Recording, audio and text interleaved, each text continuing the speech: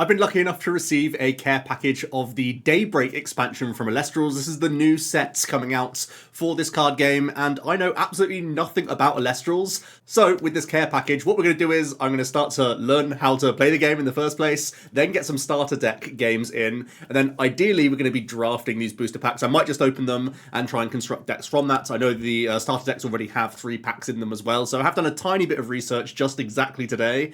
But yeah, this is going to be really interesting, just figuring out what the card game is like. I have experience in a number of card games. Obviously, Pokemon's a game that I've played for 15 plus years, but I've also played Hearthstone for a number of years. I know the basics of Yu-Gi-Oh! I've played Flesh and Blood casually. I've played Lorcana recently. So I have a pretty broad spectrum of knowledge in terms of card games. So this is going to be really interesting to see the mechanics of this game, as well as like the artwork, and I'm basically going to give my take on all aspects of the Elestrals card game.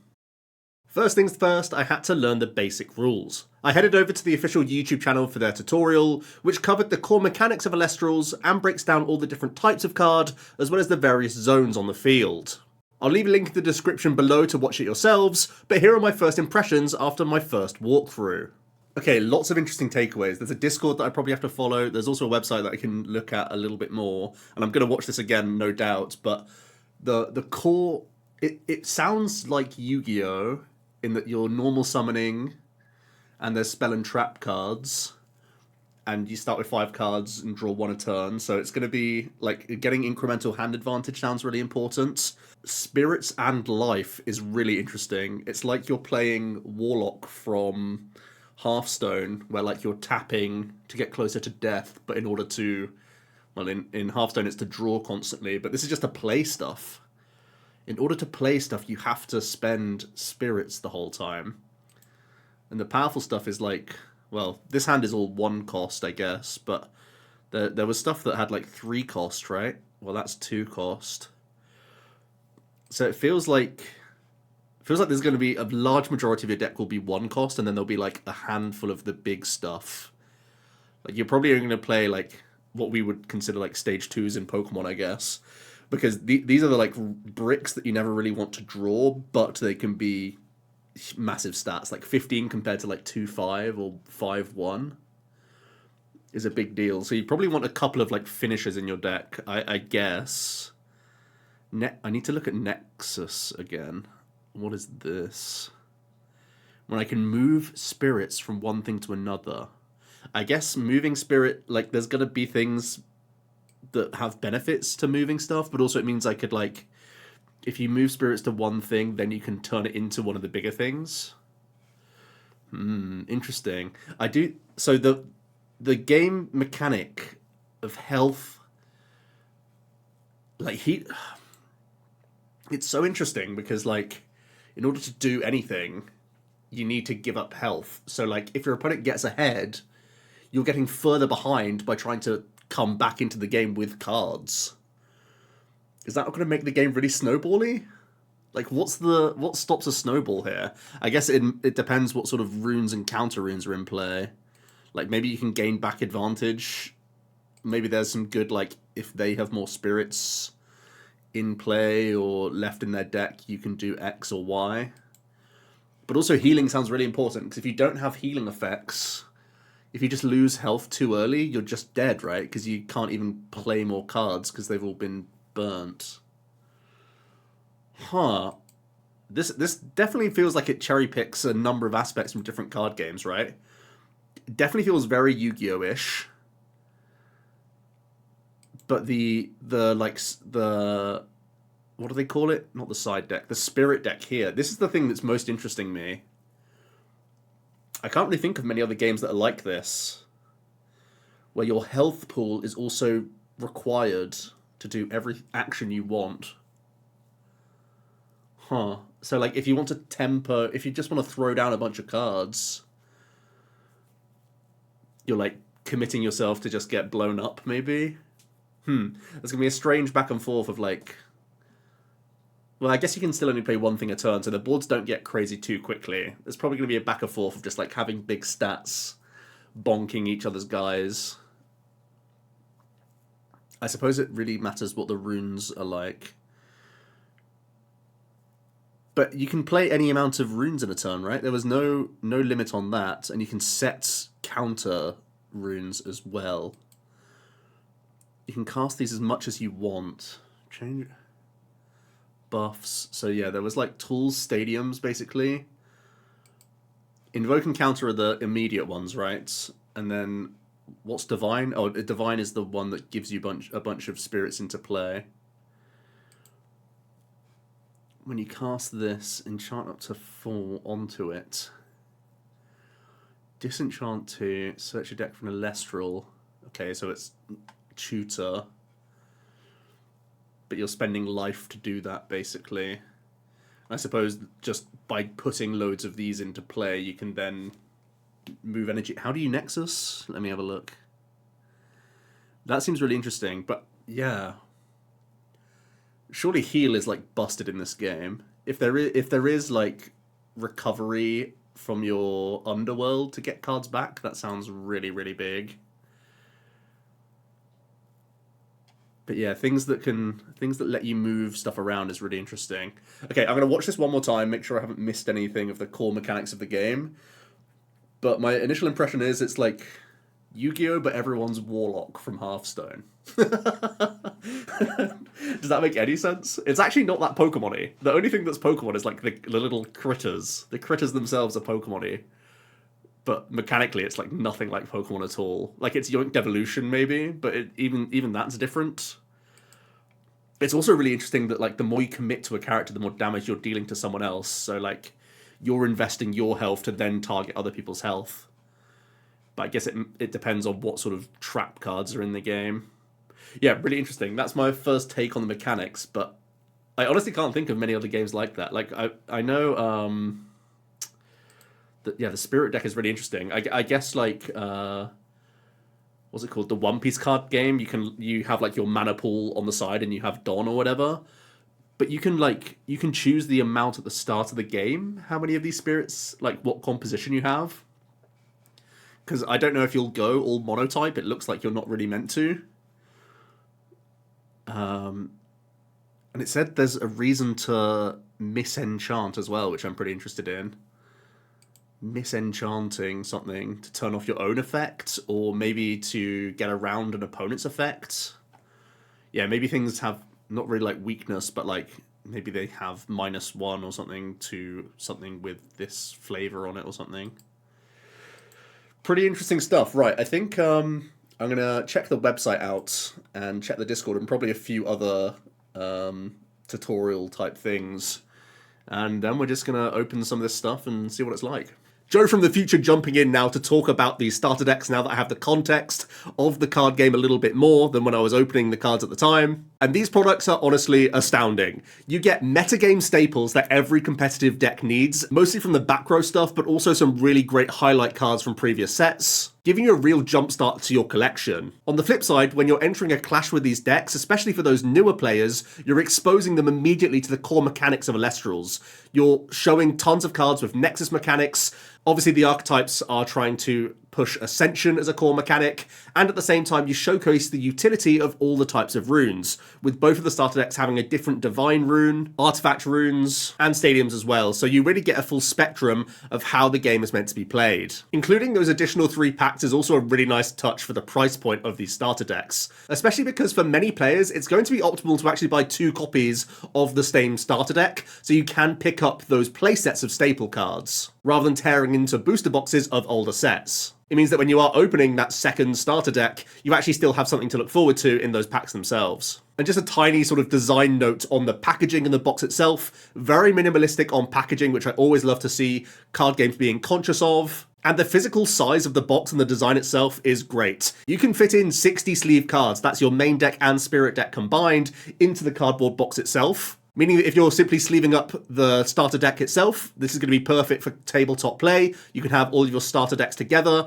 and pick from those. Or even if you want to start putting your competitive Elestrals decks in these boxes, they're also a nice budget option. The only real downside of the playing experience with the starter decks is that there's so much focus on Ascension and notably less back row, meaning that there's less removal in the game, that once someone actually does establish their boss monster, especially the way the high-end Elestrals are actually built right now, these are essentially insta-win conditions. And it felt like a number of the games was just a race to the top, and then you immediately blow out the opponent with your 3-cost creature. I played maybe 7 or 8 games of these theme deck battles, and it felt like only 1 or 2 of them were particularly close games, whereas in most situations it was just a race to that boss monster, or if there was an instant response to the boss monster, then the person who commit all those spirits just loses on the spot. So overall, fantastic as a teaching tool, but doesn't actually show Elestrals in the best light, comparing it to the close run games you can have in a more competitive environment. Let's tune back into Noob Joe to see what he thought after opening that deck. I really like this composition of a deck, actually, because it's like I've only just started the game, right? I've only just looked at the rules, and it's making me think about all this stuff. Like, it's making me think about what I want to have in my spirit deck, and like why it's built this way. And then it's also shown me all sorts of different things, like generics. It's shown me different combinations of runes that you require to cast stuff. I don't know how competitive this is, but for a starter deck, this is like such a good product, I think, because I guess I'm already a card gamer, so I'm already thinking about these things just generally in deck building, but the way the theme deck's built, it just naturally makes you think about why you have certain counts of cards in the deck and how they're going to combo off with each other, which is kind of interesting. So yeah, I'm going to sleeve this up and probably get my first game in tonight, actually, and see how that goes. Shall I open these packs as well? Yeah, we might as well open these 3. This will be my first pack of Elestrals I've ever opened, which will be fun. But I'm going to save on the booster boxes to do a draft, because I think that's another great way to experience certain card games. Obviously not Pokemon, but it could be an experience for other stuff. So we're basically looking for Water, Sun, and I guess whatever this last one is, what the owl's called? Lunar Spirits. Okay. Okay, there's another Eddie. That's a Sun one. That's a Sun one. That's generic. Another big Sun one. And a Fire Spirit. So you always get a Spirit, I guess. Like, these are energy cards of a pack. I don't know if this is a rare. Can I see the rarity somewhere? Probably. Probably missed it. But this was one of the cards I read that I thought it's good. Whenever you're changing combat positions, that sounds really good, right? That's probably good. Okay, that could be something I could add to the deck, maybe.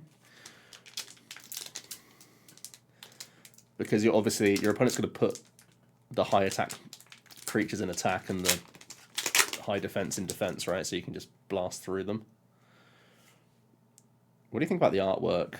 I'm not huge on the artwork, but I like that they're critters. Another Eddie, I guess. Lava Cell. There's Frost as well. So there's Water and Frost. Oh, there's another of my big guy. Do I play 2 of the big guy? I don't know. Probably good, though. I mean, it can go in the deck, clearly, because it was the guy we got for free. Maybe you need, like, 4 of them, just so you see them. But it sounds like such a brick. I don't know. And you can tutor it, right? You can tutor it with your smaller guy. Maybe you don't need to play many, because you can just tutor it out. I think this is the small version of this. Nebulio.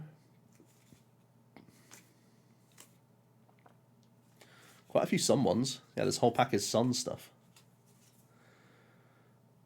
Arabog. Oh, we've got a shiny. Ooh, an Apollo. And another owl. Okay. What's this? When you cast Apollo, you can enchant up to 3 Sun. Oh, so this is like my... Was it Poseidon? I guess it would be Poseidon, right? Poseidon and Apollo. I guess this one could go in my deck as well if I wanted to ramp Sun Spirits. But my deck didn't have many Sun Spirits, did it? 3/6. So you have to draw... I guess these are really powerful, but you have to draw them at the right time. If you see this early game, it sounds really good. So you can just flood your board with Spirit Energy, or whatever they're called. Water Spirits. Or this one will be Sun Spirits. Interesting. Okay, well... I'm going to shuffle this up, have a game with no changes, I suppose, and see where we go from here. A couple of hollows already, a couple of interesting cards that I could add to the deck, but now we're going to get into my first battle experience. I'm going to P-Gleam. Oh, yes. And I'm going to set Kurobis's attack to 0. Yeah. And then I'm going to attempt to attack it with P-Gleam. Yeah. Oh, P-Gleam's done it. Going to be going down to 8 though to get a Poseidon's Trident. Ooh. Is that extra attack? Yeah, +2 attack and can't be targeted by counter runes. Wouldn't dream of it. I'm going to Nexus 2 onto it to destroy the trident, but I will also be drawing 2 for that. Oh, it's huge. Getting another draw in. Oh, you're so greedy. And then yeah, I'll get one more draw in. Where's my P gleam? Yeah, and then I will ascend into the big croc. Killer Croc is That's fast. that one. Big croc is insane. Next, let's touch on the pack opening experience as we turbo through my first box of Daybreak. I love that opening a box feels like plenty to me. I got playsets of all the lower rarities of cards. I even got playsets of a handful of the rares, which is fantastic. The set size itself may be a little bit low for my taste, making those last handful of packs feel a little bit boring to rip into, but ultimately, the ratio of collection cards that I gained versus just extra duplicates post playset felt fantastic. Understandably, Daybreak, the booster box you're watching me open right now, was the premiere of a new element, the solar element. So lots of the packs were dominated by these cards. In fact, really, sort of the main sell of opening Daybreak is get your hands on these new solar cards, and then kind of just have bit part players and interesting new additions to other archetypes in the game. So if you were someone already integrated into Elestrals and didn't really care too much about the new solar archetype, it would also be kind of a begrudging box opening experience where a lot of your cards are just not going to be useful for you, just so you can get your handful of cards to help your current archetype. That's more so of a current issue in Elestrals where it's just difficult to find cards, buy cards, trade cards, that sort of thing. And that's going to be less of an issue for future expansions, I imagine, as the game continues to grow and more LGSs pick up Elestrals. I can also imagine that future sets or even past sets will have a much better feeling than just opening tons of the same new elements. So the experience feels much more like you're getting new options for all of your decks, not just one new out-the-box archetype. You're probably only going to want to crack more packs if you happen to whiff the build around Ascension that you were trying to pull from the expansion. And even though it makes sense that the hits are these sort of high-cost Ascensions from the logical standpoint of these are the cards we can make look fantastic and be holographics, and you want to show the big boss monsters on the front page, but the way the competitive landscape currently sits means that your holos aren't actually being those cards that end up going into your deck for the majority of situations, and they're not actually the real chase cards. Sometimes just the regular rares are the more playable cards, and you're actually chasing those down rather than the holos that you pull that get sleeved and then thrown immediately away. Of course, there are still some really important holographic cards, but on the whole, it felt like every time I pulled a high-cost Ascension, I basically ignored that card, knowing that Ascensions really don't do much in the game right now.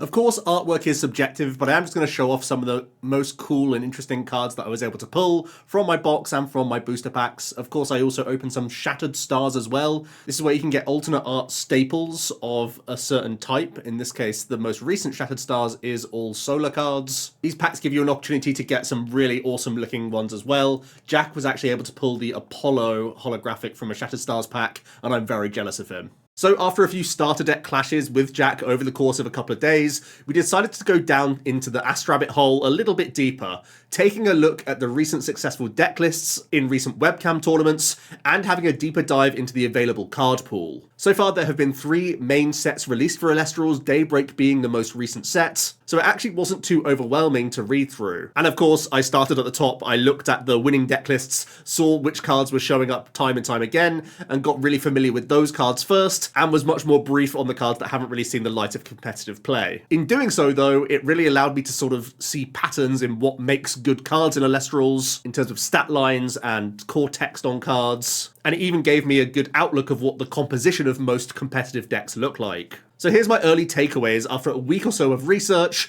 watching tournament clashes, playing with proxy deck lists, and listening to plenty of yapping from various Elestrals competitive players and content creators. Firstly, deck composition. Typically, your deck is going to have roughly half of it be Elestrals. I think a pretty good baseline generally was getting around 17 or so one-spirit Elestrals. Then if you wanted to have some Ascensions in your deck as well, that's when you can look to have, like 20 plus cards committed to your Elestrals. There's pretty easy logic to this, you want to have a normal cast each turn if possible, with various Elestrals having different upsides. Some are good for card advantage or piecing together combos, whereas others are fantastic in combat. So having the option between a couple within your hand is typically optimal. However, you don't want to have so much of these because you can only cast one per turn, that you want to also have a really healthy amount of runes in your deck, because these are the cards that you can play multiple of in a turn or set multiple of and pay for them later in the game. Speaking of which, counter runes are the next most commonly occurring card in Elestrals decks, with roughly a quarter of your deck being committed to these. Almost all of the counter runes in the game right now are targeting Elestrals themselves. They're either removing creatures or negating their effects or changing their battle position. The efficiency and abundance of these counter runes that we have in the game right now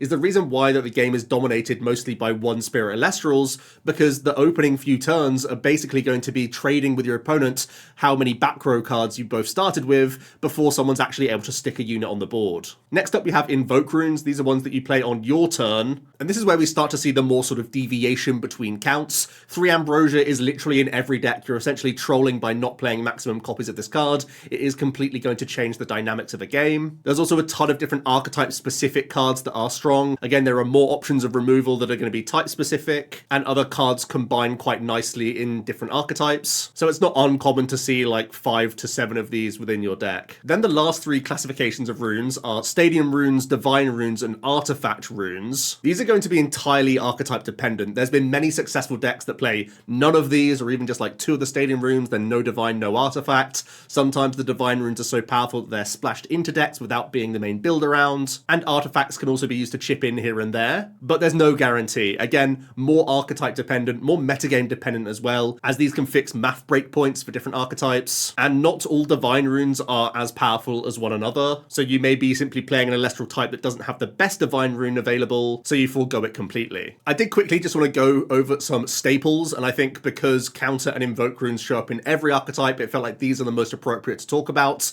I think if you're going to play the competitive TCG, you need to have 3 copies of Poison Tipped Arrow, Gorgon's Gaze, Shield of Achilles, Altar of Stars, Tsunami, and Dense Fog. Even though Tsunami and Dense Fog are type-specific options, these are still very spirit-efficient removal cards that are so frequently showing up in main decks and side decks that you're going to want copies of these. Altar of Stars could also be considered more of a niche one if you're not playing an archetype that revolves around Nexusing and playing multiple Nexus payoff cards within your deck. You may not want to have the copies of Altar of Stars in your list, but because almost every type has the option to have a Nexus package within the 60, it's definitely worth picking up. Then there are the Invoke rune staples. Like I said, Ambrosia is always a 3 of copies. There's also of Nectar of the Gods. It is a draw option, but it's also quite an expensive one, and as we come on to some of the best and most powerful Elestrals, they're often cards that either are fantastic in combat, or they're going to be cards that replace themselves to buy cards back into your hand with various searching effects or looking from the top decks. Sometimes it's simply more important to have bodies within your deck rather than playing a Nectar and hoping to hit your key Elestrals. And at the same time, end games of Elestrals gets really scrappy. You're hanging on for dear life to draw an Ambrosia, and if you draw a Nectar of the Gods, you often can't actually pay for the card anyway, so rather than helping you draw deeper into the deck, it's actually a brick that stops you doing anything. So there is a genuine downside to this effect, making it not a staple in every archetype, but in some lesser consistent archetypes or ones trying to combo off,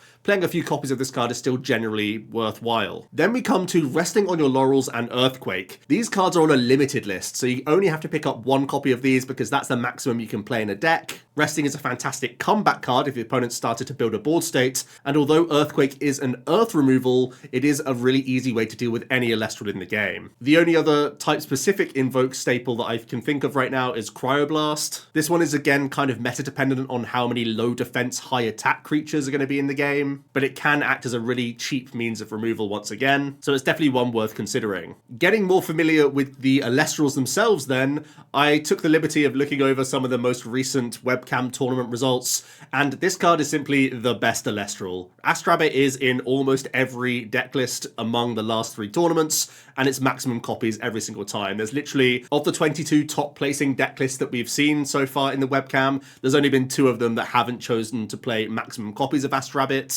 The card has fantastic base stats, and it immediately pays for itself when coming into play, allowing you to look at the top 3 cards of your deck and add 1 of them to hand. This can be a great way to piece together combinations for certain archetypes, but also can cherry pick counter runes so that you can keep your rabbit on the board by having immediate answers to your opponent's next normal cast. At the same time, this card synergizes fantastically with Nexus options because as soon as it receives a spirit, you can once again look for the next top 3 cards. So it's a perfectly acceptable play to re-enchant Astrabbit rather than normal casting, or like I said, weave in Nexus into your list to capitalize on this dig effect. Long story short, you're essentially trolling if you don't have 3 copies of this in your deck. And that kind of leads us into quite nicely the main metagame of what the sort of best Elestral decks are looking like right now. And because the card pool is so small, it really does seem like the best strategy in the game is cherry picking simply the best Elestrals from all sorts of different types and kind of mashing them into one. Essentially what we're looking for is the best combat Elestrals or the cards that can easily replace themselves like Astrabbit so that you maintain hand advantage and you give yourself a good amount of immediate play that your opponent has to respect or answer. At the same time, looking at certain counter and invoke runes like Tsunami and Earthquake, if you're already playing that spirit type, it can be easily justifiable to start weaving in Elestrals of the same type because you're already going to be committing these spirits to your deck anyway. And it's oftentimes better to splash different spirit counts to have higher individual card quality than mashing your deck to have the same spirits just to have like some cohesion there, because at the end of the day you're playing just less impactful Elestrals themselves. Now that being said, it is still very much worthwhile thinking about the identities of each of these types. Every element in Elestrals has a different divine rune, and this is one of the key differentiations between different archetypes and whether or not you want to go heavy into one element. For example, this Zeus divine rune right here is a fantastic option for helping you win combats, meaning that even like middling statted lightning type Elestrals can still find a way of being relevant in combat. Next up we have the stadium rooms. Actually all of them are the same, just for their own element. So Mount Olympus here, when you enchant it with a lightning, each Elestral gets a +1 attack and defense for each lightning enchanting them, and that will be a copy paste for each other element in the game right now. I'm really interested to see some other directions for stadiums in future, because right now it is quite vanilla, as simply being a math fixer for certain archetypes. There's also some type-specific healing options and type-specific Nexus cards, as well as some invoke runes, like the ones we've already touched on, like Blizzard and Earthquake. And it's going to be the power level of these sorts of cards as well as the divine rune itself which determine whether or not we want to go heavily investing into one spirit count, because we often maximize the value of these cards by having high amounts of spirits in our deck to pay for them even in later stages of the game when we're drawing into these cards. At the moment, the elemental identity of these decks right now are kind of defined by the Define rune, but I think it's only a matter of time to when we start seeing more invoke runes, more different options of type-specific cards, to where these elements themselves have a better theme. Next, let's talk about a couple of the key mechanics of Elestrals, and from what I can tell, one of the core elements of Ascension is actually quite a bad mechanic. There are a few key issues of having Ascension as part of your core strategy. Firstly, you already need to have a board, so your opening hand must have been decent enough for you to be able to stick minions, and who's to say that simply putting another efficient spirit Elestral on the board is actually better than an Ascension, so the Ascensions themselves need to be absolutely game-winning. Another issue is that they have an upfront spirit cost a lot of the time, so you're actually putting a lot of risk into one option. Essentially, by committing more spirits onto one card, you're allowing your opponent to respond with just one card and sort of level up the disparity in terms of hand size, but also spirit investment for their counter runes. What I found really interesting analysing the most recent top 8 lists was that there was only a handful of Ascensions in any of the archetypes whatsoever. And in fact, the Sonicor and the Voltempest here, the highest stage, both prevent the interaction from counter runes and other card effects. So essentially, you get these Ascensions into play and your opponent can't immediately destroy them, which is one of those key downsides. So unfortunately, the current state of affairs with Ascensions, that it doesn't even matter how good the stats are on these particularly, just more that they can be sticky and difficult for your opponent to remove. The Were Lance in the middle, I don't actually understand it too much. I don't know how this did particularly well, because as far as I can see, it's just a kind of beefy guy that has like minor in-combat upside. Maybe I'm still kind of too new to the game to respect the power of this card, but it doesn't seem that impressive to me. The other core mechanic of Elestrals is Nexusing, and I think this one is far more reasonable in a number of archetypes. In fact, every element has a debate on their hands whether or not they go heavily investing into one type of spirit and have a Nexus package in their deck, or whether they go down that sort of more good stuff approach with a handful of different types within their spirit deck. Mostly this decision comes down to which cards can Nexus and how powerful they are within each element. For example, this Equilinx card has an insanely strong payoff of being able to destroy a rune when you get to Nexus. So naturally Earth will be looking to have things like the Divine Rune Demeter on board much more frequently, because Divine Runes allow you to burst lots of spirits into play in one go for an Elestral to yoink off of. The other key selling point of building a deck around Nexus is that you gain access to an additional strong back row option in Altar of Stars. Altar of Stars is often another way that you can proc your payoff cards for Nexus in, whilst also keeping those Nexus creatures in play by changing attacking creatures back to defense position, or in the best case scenario, you can switch your own creature to the position that's more favorable before a battle step. The reason why Nexus is still a debate is that these cards thrive together and sort of die together. You're going to have those opening hands where you have a Nexus option, but you're not able to stick a board, or just don't have access to your Divine Rune. And same thing for Altar of Stars, really. It's a fantastic counter rune when you have spirits to play with, but when your board state is pretty shoddy, this is one of the worst cards that you can draw into. So even though there are genuinely fantastic payoffs to the Nexus approach, it's inherently risky to build around these options. You need to see these cards in combination with one another to actually reap the rewards of them. Ultimately, I've had a lot of fun this week and actually been quite obsessive looking into the metagame and learning this card game at a deeper level. Like I said, I'm still very much a beginner, so there's still so much for me to learn. But it definitely feels like it's a close-knit, small community right now in Elestrals, which means there's a ton of room for deck building creativity, and it's a fantastic opportunity to get in at the ground floor before this game becomes much more mainstream. And the reason I say it may be becoming more mainstream is that there's actually a Kickstarter for Elestrals Clash. Currently, Elestrals is just a handful of webcam gamers right now, but let's be honest, if you want to reach a wide audience, you really need to spoon-feed the people a nice-looking automated game that they can play on their phone during their lunch break, toilet break, or after a long day of taking breaks at work. Because Elestrals Clash is being made by the same developers as Pixelborn, I'm pretty confident that it's going to be a very well-functioning and polished product, and the fact that we could get access to this client by Q1 of next year makes me very optimistic for the future of Elestrals. That comes to my personal stance on the game right now. I'm pretty likely to be buying a few more starter decks and packs so I can at least have a more competitive deck in my hands, but it's mostly just going to be a game I play casually with friends, and keep one eye on the weekly webcam results. That is to say though, as soon as we have access to Elestrals Clash, I'm going to be committing way more time to this card game, because it's definitely a lot of fun. I hope you enjoyed this slightly different video and listening to my thoughts on Elestrals. As always, let me know your thoughts down below. Thanks so much for watching, and I'll see you tomorrow for another Pokemon video. Cheers.